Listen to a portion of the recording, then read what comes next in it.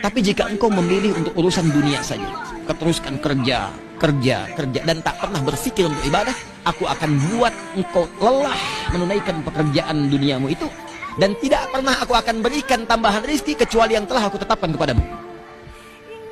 Jadi mau kerja keras, mau capek, mau berangkat gelap, pulang gelap, dapatnya segitu juga. Karena saat seseorang diciptakan oleh Allah telah tetap rezekinya sampai dia meninggal. 1 miliar, 1 miliar. 2 miliar, 2 miliar.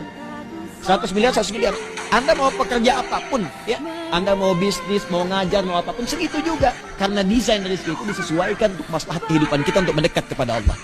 Tinggal bagaimana cara kita belajar supaya menggunakan itu dengan baik. Tapi kalau kita terus kerja dunia lagi, nggak pikir kepada konsep tadi, kata Allah akan buat dia lelah mencarinya.